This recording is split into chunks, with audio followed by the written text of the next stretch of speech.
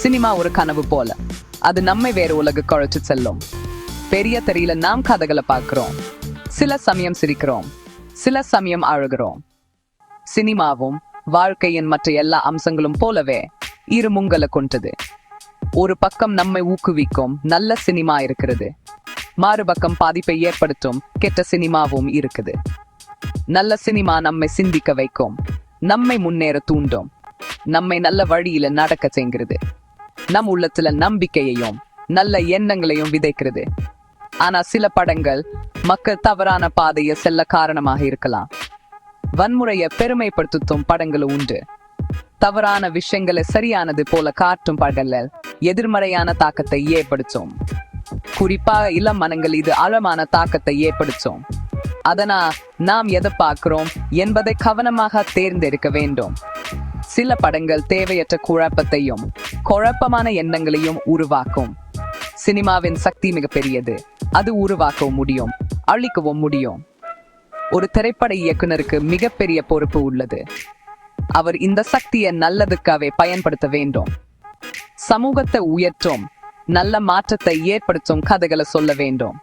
குழப்பத்தையும் எதிர்மறையான எண்ணங்களையும் தூண்டும் கதைகளை தவிர்க்க வேண்டும். இது எல்லா படைப்பாளிகளுக்கும் மிக முக்கியமான விஷயம். கவனமாக கையால் வேண்டிய ஒரு சூரிய ஆயுதம் இது. நம் மனசாட்சியை நம்ப வேண்டும். நாம் சொல்லும் செய்தி உண்மையில நல்லதா தீமையா என்பதை சிந்திக்க வேண்டும். அது அன்பையும் ஒற்றுமையும் பரப்புறதா, இல்லை எனில் வெறுப்பையும் பிரிவையும் தூண்டுதா? இந்த கேள்விகளை நம்மிடம் கேட்க வேண்டும். இப்படி சிந்தித்தால்தான் சினிமாவில் இருந்து உண்மையான பயனை பெற முடியும். பார்வையாளர்களும் விவேகத்துடன் நல்லதை ஏற்று தீமையை தள்ளி வைக்க வேண்டும். சினிமா வாழ்க்கையை மாற்றும். நான் அதை பார்த்திருக்கிறேன். ஒரே ஒரு படம் ஒருவரை தன் கனவுகளை தொடர தூண்டலாம். அது தாழ்த்தப்பட்டவர்களுக்கு தைரியத்தை கொடுக்கலாம்.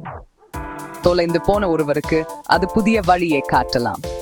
இதான் கதைகளின் மாற்றும் சக்தி. சிறு விளையாட்டுகள் கூட பெரிய பாடங்களை கற்பிக்கும். சிறந்த தலைவர்களை காட்டிய படங்களை பற்றி யோசியுங்கள். சாதாரண மனிதர்கள் அசாதாரணமான விஷயங்களை சாதித்த படங்களை பற்றி யோசியுங்கள். இந்த கதைகள் நமக்கு நம்பிக்கையை தருகின்றன. எதுவும் சாத்தியம் என அவை நமக்கு சொல்கின்றன. அவர்கள் அதை செய்ய முடிந்தால் நம்மால் ஏன் முடியாது? சினிமா இந்த நம்பிக்கையை நம்மில் விதைக்குது. சினிமா வெறும் பொழுதுபோக்கு அல்ல, அது சமூக மாற்றத்துக்கான ஒரு சக்தி வாய்ந்த சாதனம். அது முக்கியமான பிரச்சனைகளை பற்றி விழிப்புணர்வை ஏற்படுத்த முடியும். இந்த பிரச்சனைகள் திரையில் காட்டப்படும் போது அவை பலரை சென்றடைகின்றன. மக்கள் அவற்றை பற்றி பேச தொடங்குகிறார்கள். இது மாற்றத்துக்கான முதல் படி. ஒவ்வொரு காட்சியும் ஒரு தாக்கத்தை ஏற்படுத்தும். ஒரு படம் பழைய பழக்க வழக்கங்களுக்கு சவால் விடலாம். அது தீங்கு விளைவிக்கும் மரபுகளை கேள்வி கேட்கலாம். அது மக்களை வித்தியாசமாக சிந்திக்க வைக்கலாம். அது அவர்களை செயல்பட தூண்டலாம். பல படங்கள் சமூக இயக்கங்களை தூண்டியுள்ளன. அவை சமூகத்தில உண்மையான மாற்றத்தை கொண்டு வந்துள்ளன. இந்த தாக்கம் மறக்க முடியாதது.